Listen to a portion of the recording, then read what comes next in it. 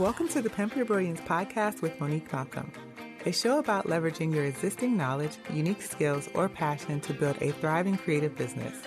I aim to show you what's really possible when you stop letting fear have all the fun and start taking action towards your goals. You can learn more about this show and subscribe for updates by visiting pimpyourbrilliance.com. Thanks for tuning in to this episode of Pimp Your Brilliance. I'm so glad that you're here. This is episode number 100, and you can find show notes at pimpyourbrilliance.com/100. Okay, before we get into today's episode, I want to tell you a secret. Because, yes, this is episode 100, so hooray, we made it to numerical episode 100. However, we have been over episode 100 for quite a while now, and I've been watching for like this milestone of 100 numerical episodes, but we passed this, I don't even know when, probably months ago, because when I started this show, if you've been listening from the beginning, you will know that I would call my solo shows mini-sodes, and then I would have the interview episodes, and I would try to alternate them, one interview, one solo show. And I had this really complicated numbering system, and it just became too cumbersome, and I realized very quickly this is dumb and I should really simplify this. It doesn't really matter.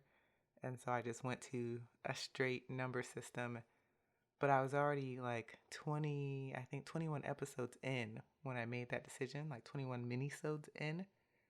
So technically this is probably like episode 121. I'm not sure if it's 122. I think it's 121 if we don't count rebroadcasted episodes. So yay, here's to 100 episodes, here's to 100 more. And if you've been listening from the beginning, thank you. I appreciate you for sticking with me this whole time. Podcasting is a wild ride, and if you are new here, welcome. We have a back catalog of 120 plus episodes for you to go through, so have fun. But yeah, seriously, thank you. I've been wanting to tell this for the longest time, and I thought episode 100 would be the best time to do it.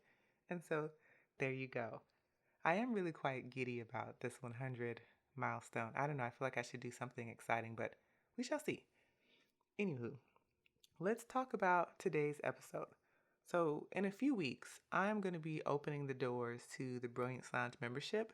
It's been closed for a couple months now. But in case you didn't know, the Brilliance Lounge membership is a community for solopreneurs and business owners who want to learn how to create and launch digital products. And so today, this show is going to give you a head start on figuring out what's the right type of digital product to create for your audience. This is something that is one of the first steps in the create section of the Brilliance Lounge. And so I wanted to talk about this because I have a lot of thoughts on this. Some that may surprise you, but this episode I'm really going to be focusing on some things that you want to consider when choosing a digital product to create for your audience. Maybe you have an idea in mind already and you want a little bit of validation that you're on the right track, or maybe you're on the complete opposite end of the spectrum and you don't even know where to begin with making this decision. So that is what I'm going to be sharing in this episode. So let's start at the top by thinking about, what does your audience actually need? And if you've been listening to this podcast long enough, you should have already surveyed your audience to find out what they're currently struggling with, what they're finding challenging. This is always going to be your starting point, okay? Before you decide to create anything new, content, digital products, courses, whatever, you always need to start with, how are you best serving your audience? What can you help them with?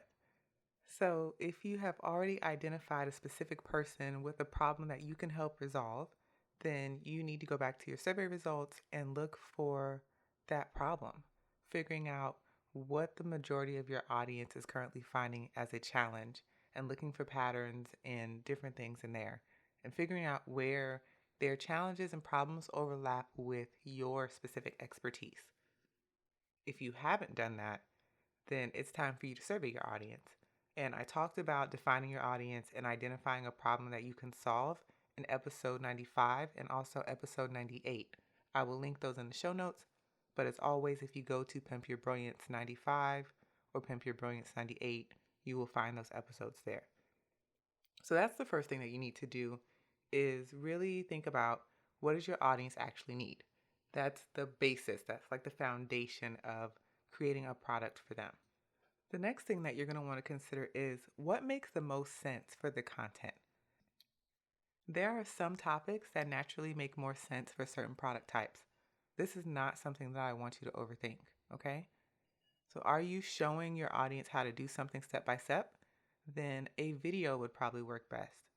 A guide works really well if you want to teach your audience a specific concept.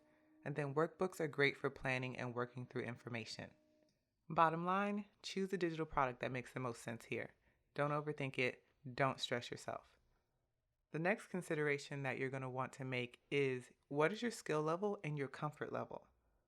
I know that the tech stuff really scares a lot of people off from creating digital products, so you need to consider that in your product decision. Not only will you have to create your digital product, you'll also need to figure out what is the right setup to sell it. Now, this isn't something that you want to weigh super heavy on your decision making when it comes to choosing a product, because there are plenty of tech options that will help you with this. Even on the sales side, there's so many specific products for selling digital products, courses, ebooks. There's so many things. So don't let that bog you down. But that is something that I want to mention and that you should give some thought to. Also, considering your comfort level when it comes to creating your chosen media. If you're a great writer, then showcase that by using more of your writing skills throughout your product. If you have a nice speaking voice, look for opportunities to utilize that. What I don't want you to do is choose a product that is outside of your skill or comfort level. Yes, you can challenge yourself and push yourself, but if you choose something that you just hate, that's an instant motivation killer. You're not going to finish your product. It's never going to launch. So choose something that works with what you're really good at, and leave, things that are going to be a challenge for you to something else. So next up, I want you to think about, how easy will it be for your audience to consume your product? And for me, this is one of my biggest complaints about digital and information products. So listen up, because this is important. There are so many really smart and talented people that are creating so much amazing content, but they don't know how to be brief. And I've been frustrated by this time and time again, because who has time to sift through a course with 40 hours of video? Unless this is something that people need to be nationally certified or get a special clearance for, it's overkill. You don't need to put that much content into your products. There's better ways to present that information, and probably shorter ways. The reason I bring this up is because we tend to overlook the fact that our audience has work to complete beyond simply consuming the information that we provide for them. They actually need to implement that information in order to receive results. And everyone is busy. So being mindful of how easy it will be for your audience to consume your information, make a plan to implement it, and then actually execute that plan is huge. That is the goal. And it's an important part to the success of your audience and your product. For example, busy moms. They may not have time to read a 200-page ebook, but they may have time to listen to one, so you could make it an audio format.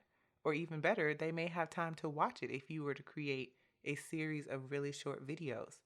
But your products do no good to your audience if they don't actually consume the information, and if they don't actually apply it to get the results.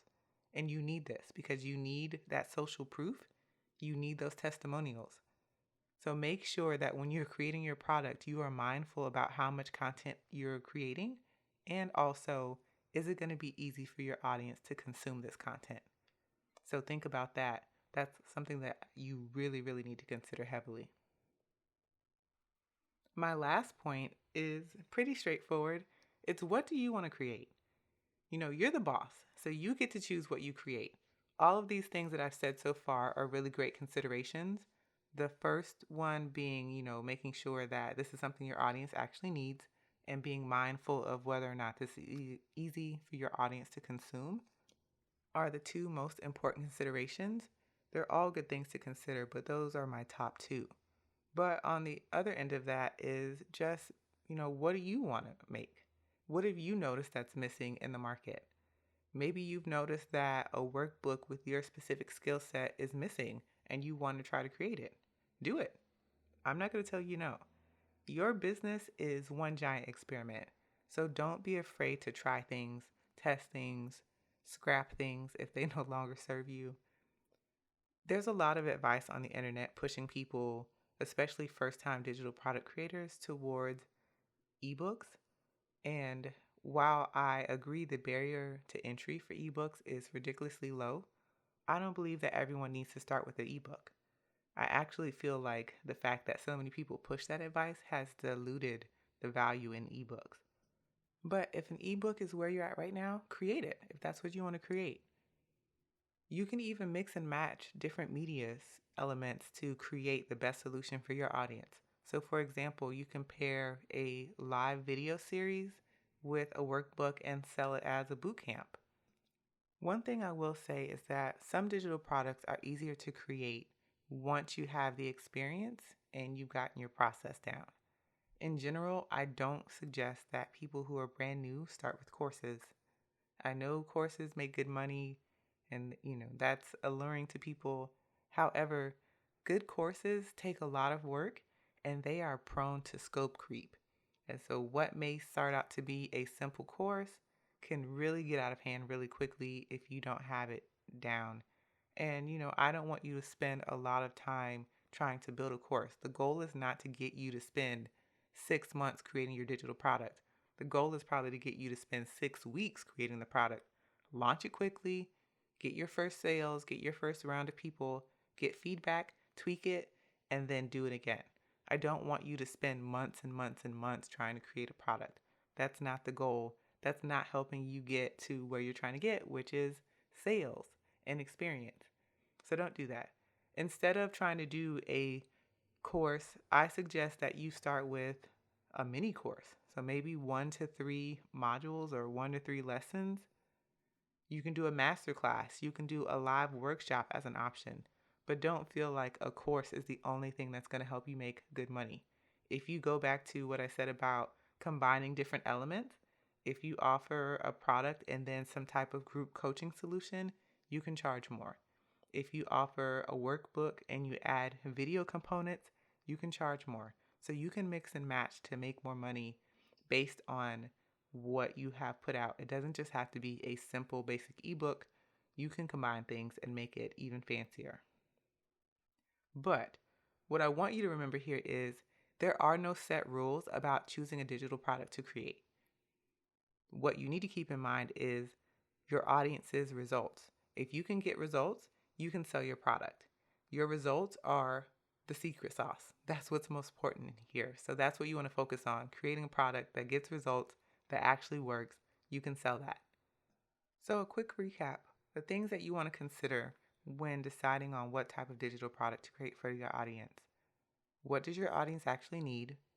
What makes the most sense for the content that you're going to be creating?